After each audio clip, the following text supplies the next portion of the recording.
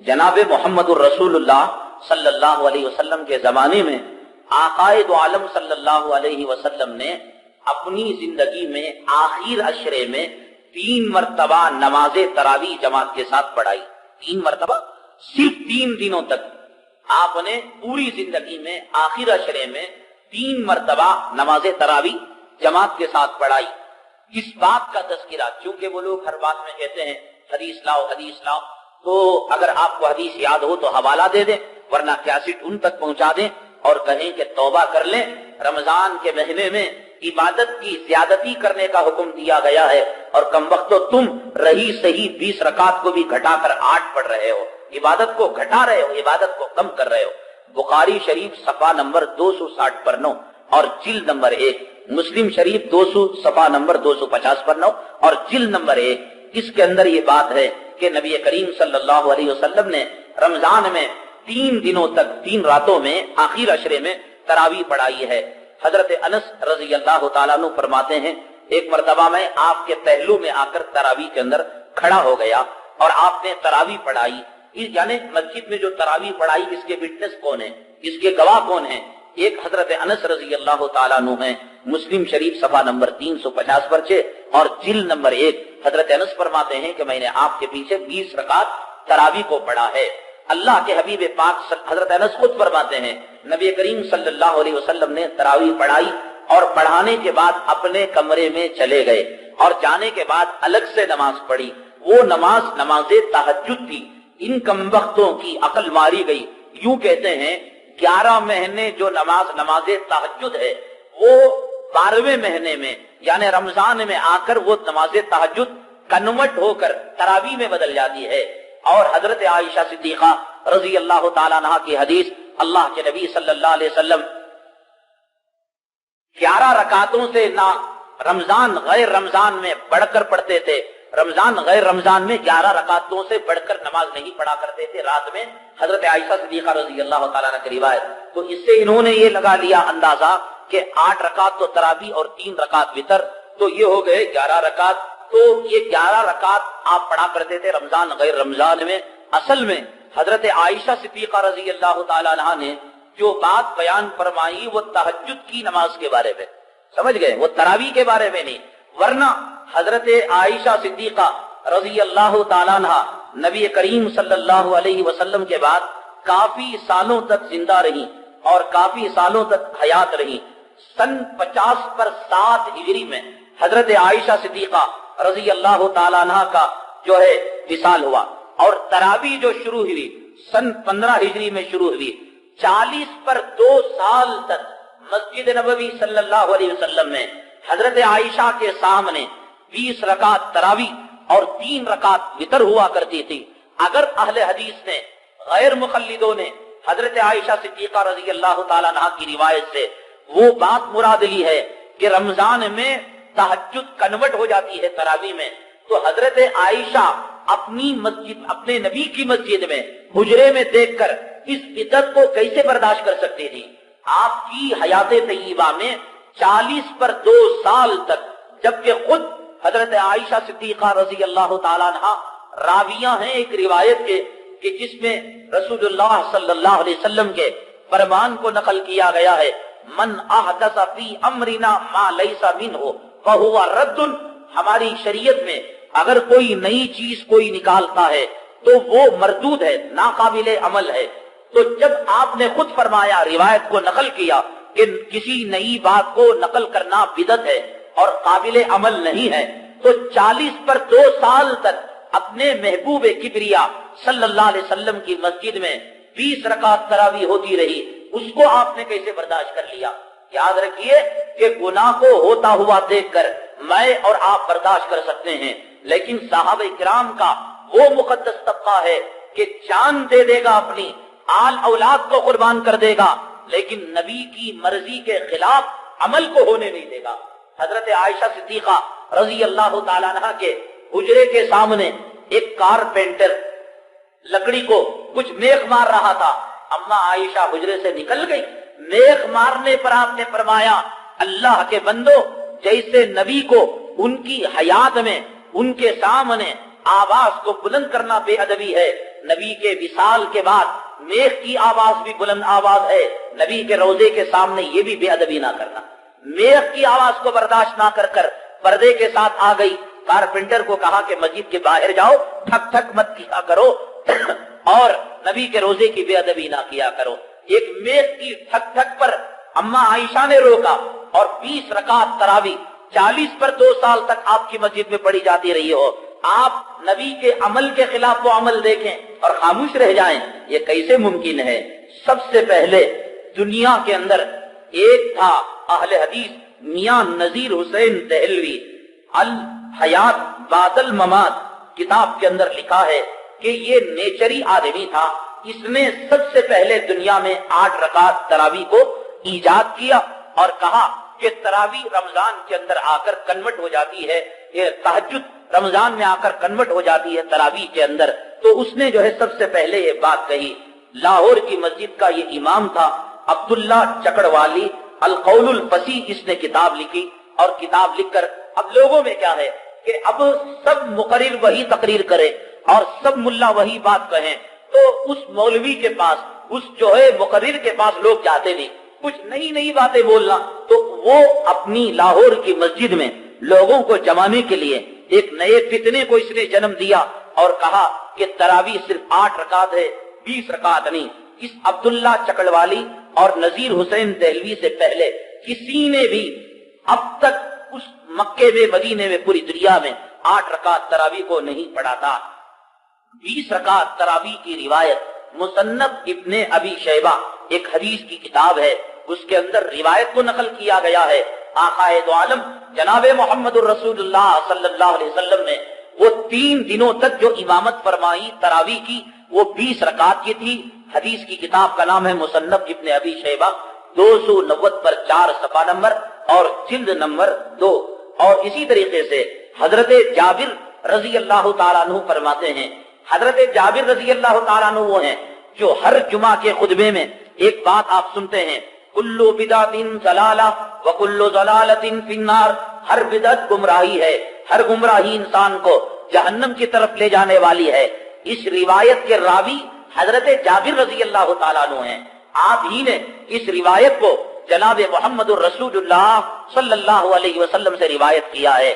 حضرت جابر رضی اللہ تعالیٰ عنہ فرماتے ہیں، میں نے رسول اللہ صلی اللہ علیہ وسلم کے ساتھ 24 رکعتیں نماز پڑھی ہیں، 4 عشاء کی فرض اور 20 رکعت نماز تراویح کو میں نے آپ کے ساتھ پڑھا ہے۔ تاریخ جرجان ہے اور صفحہ نمبر 27 میں اس کا بیان کیا گیا ہے۔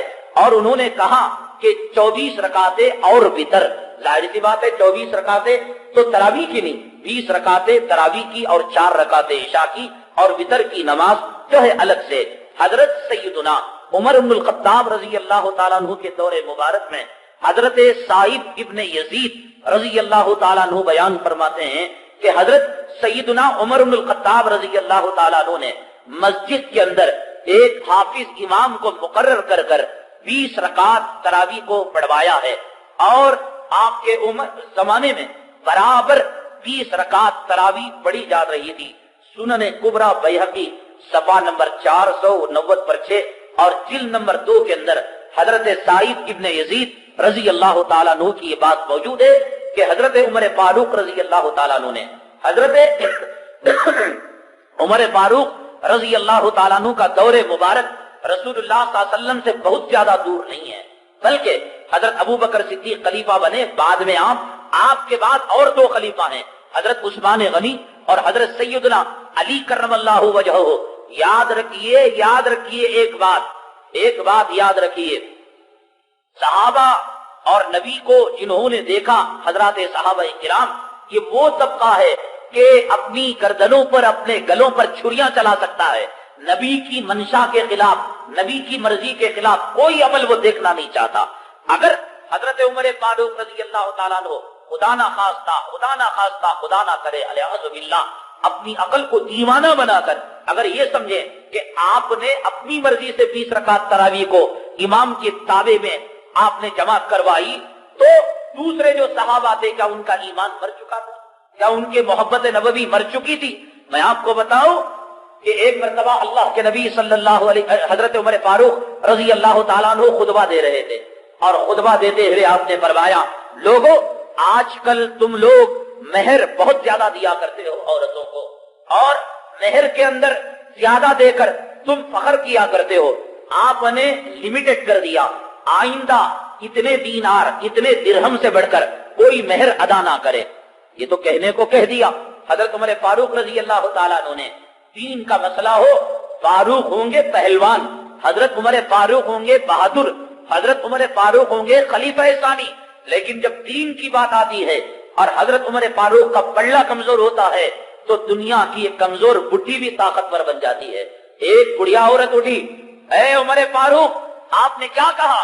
حضرت عمر فاروق نے کہا کہ میں نے یہ کہا کہ اب آدمیوں کو مہر اتنا باندھنا چاہیے. کہا کب سے تم خدا بن گئے اور خدا کے نبی بن گئے؟ حضرت عمر فاروق تھرا گئے, کام گئے. اما جان کیا کہنا چاہتی ہو؟ تو اما جان نے کہا کہ قرآن شریف میں کہا قنطارن کثیرا, کہ بہت زیادہ مہر دینے کی اجازت ہے. جو ان لمٹ ہے اسے لمیٹڈ کرنے والے تم کون ہوتے ہو عمر؟ حضرت عمر نے فرمایا معاف کرنا بڑھیا, میں اپنی بات سے رجوع کرتا ہوں. تو ایک بڑھیا حضرت عمر کو پکڑ سکتی ہے تو مسجد کے اندر حضرت عمر صحابہ کو جوڑ کر امام کو متعین حافظ کو کر کر, حضرت عبد الرحمن ابن عوف کچھ نام ہے امام آپ نے متعین کیا تھا, 20 رکعت تراویح پڑھائے ہو اور نبی کے منشا کے خلاف اگر ہوتا تو صحابہ چھوڑ دیتے, ہرگز نہیں چھوڑتے. تو یہ بات موجود ہے کہ حضرت عمر فاروق کے دور میں پوری 20 رکعت تراویح پڑھی جا رہی تھی. حضرت سیدنا عثمان غنی رضی اللہ تعالیٰ عنہ کے دور میں حضرت عثمان غنی رضی اللہ تعالیٰ عنہ کو قرآن سے بے پناہ محبت, خود نماز پڑھتے, ایک ایک رکعت میں ایک ایک قرآن پڑھ لیا کرتے تھے. تو جس کا جیسا مزاج ہوتا ہے ویسے ہی وہ مسجدوں کا نظام چلاتا ہے. آپ کے زمانے میں تراویح اتنی لمبی لمبی ہوا کرتی تھی کہ لوگ لکڑیوں کے سہارے سے کھڑے ہوتے تھے, اتنا قرآن پڑھا جاتا تھا. 20 رکعت پڑھی جاتی تھی حضرت عثمان غنی رضی اللہ تعالیٰ عنہ کے دور میں. اور حضرت سیدنا علی, اور پھر اور ایک بات ہے, حضرت عمر فاروق کو یہ نہ سمجھے کہ وہ 20 رکعت جو تراویح ہے وہ رمضان میں جو تہجد تھی وہ تراویح ہو گئی. حضرت عمر فاروق رضی اللہ تعالیٰ عنہ کا ایک ارشاد ہے, لوگوں تمہیں کیا ہو گیا کہ تم کم مرتبے کی جو چیز ہے تراویح اس کو تو پڑھ رہے ہو اہتمام کے ساتھ, اللہ کے یہاں اس سے بڑے مرتبے کی ایک عبادت ہے یعنی تہجد, اس کو چھوڑ رہے ہو. اگر تہجد اور تراویح ایک ہوتی تو آپ یہ کیوں فرماتے؟ دونوں الگ الگ ہیں, تبھی تو فرما رہے ہیں کہ تراویح کو پڑھ کر تہجد کو چھوڑ رہے ہو. حضرت عمر فاروق نے فرمایا اپنی سحری کے اوقات کے اندر یہ جو نماز ہے تہجد, یہ نماز تراویح سے زیادہ قیمتی ہے. تم بے وقوفی کا کام کرتے ہو کہ تراویح کو پڑھ کر تہجد کو چھوڑا کر رہے ہو. حضرت عمر فاروق رضی اللہ تعالیٰ عنہ سے آج کے غیر مقلدوں کی عقل نہیں بڑھ گئی کہ وہ تہجد اور تراویح کو رمضان میں بھی الگ کر رہے ہیں اور یہ یوں کہتے ہیں کہ رمضان میں دونوں آ کر ایک ہو جاتے ہیں. اور اسی طریقے سے حضرت عثمان غنی رضی اللہ تعالیٰ عنہ کے دور میں, حضرت علی کے دور میں سب جو ہے 20 رکعتیں نمازیں پڑھی جاتی تھیں.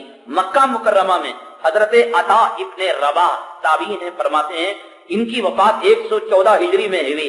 فرماتے ہیں کہ مکہ مکرمہ میں 23 رکعت نماز پڑھی جاتی تھی یعنی 20 رکعت تراویح اور 3 رکعت وتر. حضرت عطا ابن رباح فرماتے ہیں 114 ہجری میں آپ کی وفات ہوئی. مصنف ابن ابی شیبہ 390 پر 3 صفحہ نمبر جلد نمبر 2 میں آپ ذکر فرماتے ہیں کہ میں نے خود مکہ مکرمہ میں اس نماز کو پڑھا ہے. ابن ابی ملیکہ یہ بھی 117 ہجری میں ان کی وفات ہوئی. یہ بھی فرماتے ہیں مصنف ابن ابی شیبہ میں جلد نمبر 2 میں کہ میں بھی 20 رکعت تراویح مکہ کے اندر پڑھا کرتا تھا.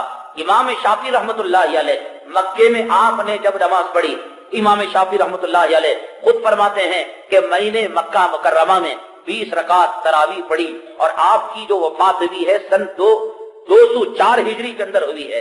ترمذی صفحہ نمبر 166 اور جلد نمبر 1 کے اندر اس کا تذکرہ ہے. اور اسی طریقے سے جب مکے میں اور مدینے میں 20 رکعت تراویح ہوئی اور خلفائے راشدین نے اس عمل کو مضبوط کر دیا تو اجماع ہو گیا علماء کا.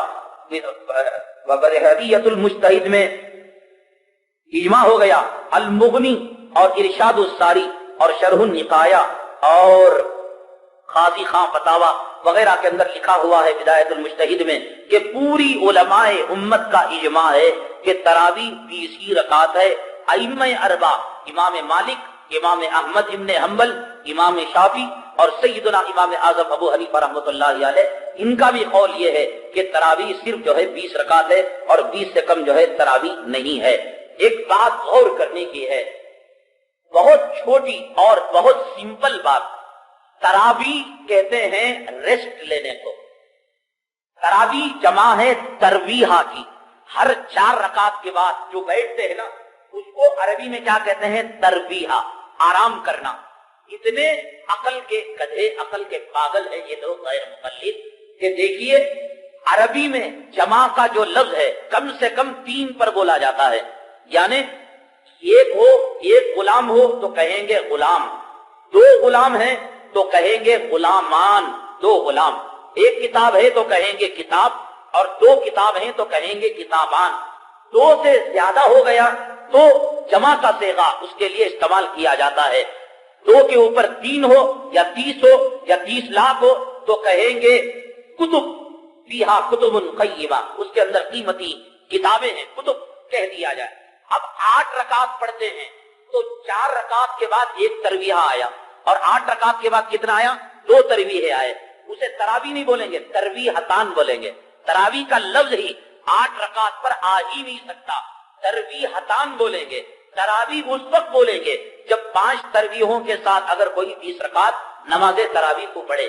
جناب محمد الرسول اللہ صلی اللہ علیہ وسلم کے دور مبارک سے لے کر آج تک بلا ناغہ مکہ مکرمہ اور مدینہ منورہ میں، مسجد نبوی میں اور مسجد الحرام میں بلا ناغہ 20 رکعت تراویح 1 سال چھوڑے بغیر آج تک پڑھی چلی جا رہی ہے، اور انشاءاللہ یہ آقا کی سنت قیامت تک چلے گی۔ جو اہل حدیث یہ دعویٰ کرتے ہیں کہ تہجد کنورٹ ہو جاتی ہے رمضان میں تراویح کی شکل میں، تو ان سے کوئی یہ پوچھے آقا دو عالم صلی اللہ علیہ وسلم نے صرف 3 دن جماعت سے پڑھی، مان لیا کہ وہ تراویح نہیں تھی، تہجد تھی، جس کو آپ نے نماز پڑھائی تہجد ہی مان لو، تو آپ نے 3 دن ہی پڑھا تو آپ 30 دن کیوں پڑھتے ہیں؟ ایک ہوا حدیث کے خلاف، اور دوسری بات آقا نے ان 3 دنوں میں نہ قرآن ختم کیا نہ قرآن ختم کرنے کا حکم دیا، تو آپ تراویح کے اندر قرآن کیوں ختم کرتے ہیں رمضان میں؟ ایک دوسری غلطی ہوئی۔ اور تیسری بات یہ ہے تہجد کو 11 مہینوں میں انفرادی پڑھا جاتا ہے، اکیلے نہ پڑھتے، جو لوگ کو جماعت کے ساتھ پڑھتے ہیں اکیلے پڑھتے ہیں، تو رمضان میں آ کر وہ چیز جماعت سے کیسے ہو جاتی ہے؟ تیسری بات ہوئی۔ اور چوتھی بات ہوئی کہ تہجد جو پڑھی جاتی ہے وہ گھروں میں پڑھی جاتی ہے، رمضان میں گھروں کی چیز مسجد میں کیسی آ گئی؟ دیکھیے کتنی غلطیاں ہیں کہ یہ سب غلطیاں ہیں۔ ان غلطیوں کی وجہ سے ائمہ اربعہ اور دنیا کے جمہور علماء اور جمہور امت نے اس مسئلے کو ٹھکرا دیا ہے اور ان پر لعنت ملامت کی ہے کہ تم رمضان کے اندر نمازیوں کی نمازوں میں خلل انداز ہوتے ہو۔ نبی کریم صلی اللہ علیہ وسلم کی جو سنت ہے وہ 20 رکعت ہے۔ اب رہا یہ نبی کریم صلی اللہ علیہ وسلم 3 ہی کیوں پڑھائے، پورے رمضان میں کیوں نہیں پڑھائے؟ اللہ کے نبی صلی اللہ علیہ وسلم اللہ کو پسند نہیں تھے، بہت زیادہ پسند تھے، بہت زیادہ، پورے نبیوں سے، پوری کائنات سے، پوری مخلوقات سے اللہ کو سب سے زیادہ کسے پیار تھا؟ آقا دو عالم صلی اللہ علیہ وسلم سے۔ اگر آقا پوری تراویح کو پورے رمضان میں پڑھتے، اللہ کہتے میرے حبیب کو تو تراویح بہت پسند ہے، چلو میری امت کو فرض کر دیتا، امت کا گھاٹا ہو جاتا نہیں؟ آج کتنے لوگ فرض کو چھوڑ کر خدا کے عذاب کا شکار ہو جاتے، تو یہ ڈر کر کہ کہیں اللہ اس کو فرض نہ کر دے 3 دن آپ نے پڑھا۔ اب یہ بات کہ حضرت عمر کو کہاں سے پاور مل گیا کہ وہ کسی چیز کو جاری کرے؟ حضرت عمر کو جو پاور ملا ہے وہ خود نبی سے ملا ہے۔ نبی کریم صلی اللہ علیہ وسلم نے فرمایا علیکم بسنتی وسنت الخلفاء الراشدین، جیسے میرے طریقے پر چلنے میں تمہیں کامیابی ہے ایسے ہی خلفاء راشدین کا طریقہ جو ہے اس طریقے پر بھی چلو، ان کا طریقہ میرا ہی طریقہ ہے، ان کا طریقہ میرے طریقے سے کوئی ہٹ کر نہیں ہے، تو میرے طریقے پر چلنا، خلفاء راشدین کے طریقے پر چلنا، دونوں ایک ہے اور دونوں پر چلنے میں کامیابی ہے۔ تو اسی وجہ سے حضرت سیدنا عمر فاروق رضی اللہ تعالیٰ عنہ نے لوگوں کو ایک قرآن پر اور 20 رکعت تراویح پر جمع کیا، اور صحابہ میں سے کسی صحابی نے اس کا انکار نہیں کیا۔ اگر نبی کے مزاج کے خلاف بات ہوتی اور شریعت کے خلاف بات ہوتی تو صحابہ لڑ جاتے۔ آپ کو معلوم ہے کہ جنگ صفین دو صفوں کی جنگ ہے، اور جنگ جمل اونٹ کی جنگ، ایک طرف اماں عائشہ اور دوسری طرف حضرت علی۔ حضرت علی کون ہے؟ نبی کریم صلی اللہ علیہ وسلم کے داماد ہیں، فاطمہ الزہرا رضی اللہ تعالیٰ عنہ کے شوہر۔ دوسری طرف اماں عائشہ، کسے حق پر کہیں گے، کسے باطل پر کہیں گے، کسے سچا کہیں گے، کسے سچ سے الگ کہیں گے، زبانیں لڑکھڑا جائیں گی، پیروں ترے زلزلہ آ جائے گا۔ لیکن جب انہوں نے دیکھا کہ نبی کی مرضی کے خلاف ہے بات، تو دونوں میدان جنگ میں آ گئے، ادھر اماں عائشہ بھی آ گئی، ادھر حضرت علی بھی آ گئے۔ حضرت عمر فاروق رضی اللہ تعالیٰ عنہ کا 20 رکعت تراویح پر امت کو ایک قرآن پر جمع کرنا غلط ہوتا، تو جیسے اماں عائشہ آ گئی، حضرت علی آ گئے، اور ادھر یزید نکل گئے، ادھر حضرت ابو سفیان نکل گئے لڑائیوں کے لیے، جنگ کے لیے، جہاد کے لیے، تو ایسے ہی ایک بہت بڑا طبقہ اٹھ جاتا، اے عمر کون سی بدعت کو ایجاد کر رہے ہو تم؟ عمر یہ کیا کر رہے ہو جو کام نبی نے نہیں کیا؟ صحابہ نے اس کا انکار نہیں کیا، اور کسی روایت میں اور کسی حدیث میں انکار موجود نہیں ہے۔ یہ میں نے کہا عبداللہ چکڑوالی اور میاں ڈپٹی نذیر حسین، یہ دو کمبخت ہیں جو امت کے اندر فتنے کی بیج انہوں نے ڈالا 8 رکعت تراویح کی۔ اللہ کا عذاب ان کو لگ جاتا ہے جو لوگ نبی کی سنت سے ہٹتے ہیں۔ دیکھو ہم لوگ جب نماز پڑھتے ہیں بالکل سکون اطمینان کے ساتھ، یہ یہاں پڑھیں گے، یہاں کچھ آیا، خارش ڈال دیتے ہیں، کتے کی خارش غیر مخلدوں پر اللہ تعالیٰ مسلط کر دیتے ہیں نبی کے طریقے سے ہٹنے کی وجہ سے۔ صحابہ کے دیکھو جا کر ابھی یہاں سے نکلنے کر جانا چار مینار کو، وہاں پر دیکھنا کچھ لوگ نماز پڑھتے ہوں، یہ کھجائے وہ کرے یہ کرے، اور نماز سے ہٹ جائیں گے، کھجاتش نہیں، پوری کھجلی نماز میں چاہنے کی، اس لیے کہ نبی کے طریقے سے ہٹا، اللہ تبارک تعالیٰ نے اس خارش کو جو ہے مسلط کر دیا۔